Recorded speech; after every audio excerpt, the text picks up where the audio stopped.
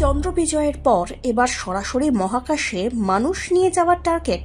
গগনযানের সওয়ার হয়ে মহাকাশে পাড়ি দেবেন 4 নভশ্চর। প্রথমবার দেশের প্রতিনিধি হিসাবে তারা মহাকাশে যাবেন। মঙ্গলবার সেই ভাগ্যবানদের নাম ঘোষণা করে দিলেন দেশের প্রধানমন্ত্রী নরেন্দ্র মোদী। কেরালার তিরুবনন্তপুরমের বিক্রম সারাভাই স্পেস সেন্টার থেকে ওই 4 জনের নাম ঘোষণা করলেন প্রধানমন্ত্রী।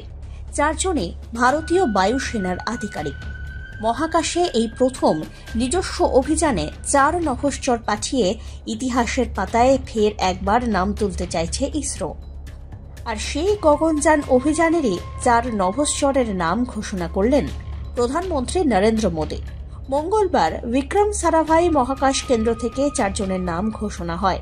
তারা হলেন group captain P Balakrishnan Nair, Ajit Krishnan, Angad Pratap एवं विंग कमांडर एस शुक्ला। अब से कुछ देर पहले देश पहली बार अपने 4 गगनयान यात्रियों से परिचित हुआ।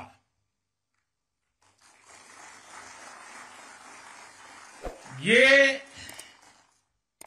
सिर्फ 4 नाम और 4 इंसान नहीं है, ये 140 करोड़ एस्पिरेशंस को स्पेस में ले जाने वाली 4 शक्तियां हैं।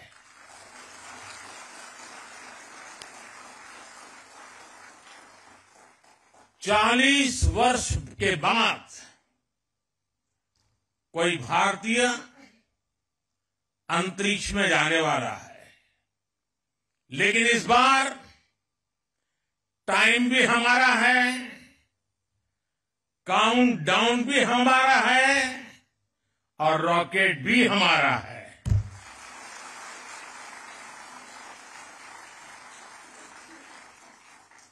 मुझे खुशी है कि आज इन एस्ट्रोनॉट से मिलने, उनसे बातचीत करने और उन्हें देश के सामने प्रस्तुत करने का सौभाग्य मुझे मिला।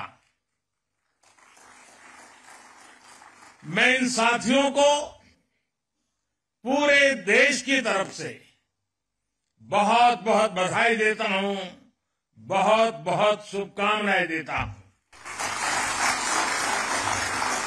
साहसिक साथियों के सम्मान में हम सब स्टैंडिंग ओवेशन दे करके तालियों से उनको सम्मानित करें।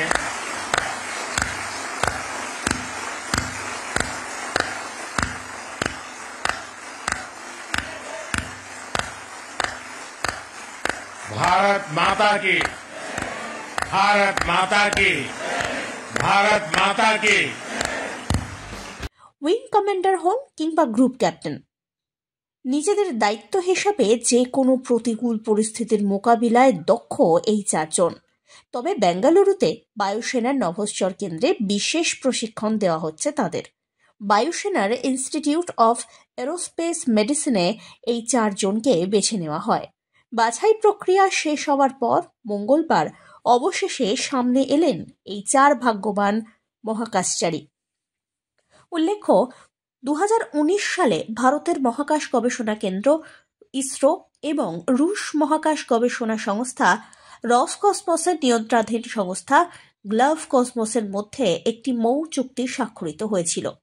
তারপর সম্ভাব্য অন্যান্য নভশ্চরদের সঙ্গে রাশিয়ার ইউরি গ্যাগারিন কসমোনট ট্রেনিং সেন্টারে প্রশিক্ষণ দেওয়া হয় এই 4 জনকে। 2020 সালের ফেব্রুয়ারিতে 2021 সালের মার্চ পর্যন্ত এই প্রশিক্ষণ চলে।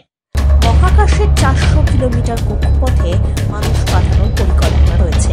তারই অঙ্গ হিসাবে অক্টোবরে পরীক্ষামূলকভাবে মহাকাশে মানববিহীন গগনযান পাঠায় ইসরো। মহাকাশচারীদের মহাকাশে পাঠানোর পর কিভাবে তাদের নিরাপদে পুনরায় পৃথিবীতে ফিরিয়ে আনা সম্ভব, তাই খুঁটিনাটি দেখতে এই পদক্ষেপ।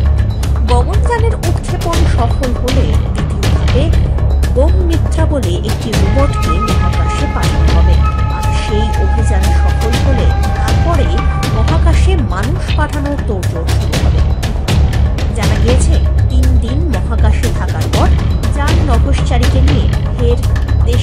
দেশপ্রেমের গগনযান।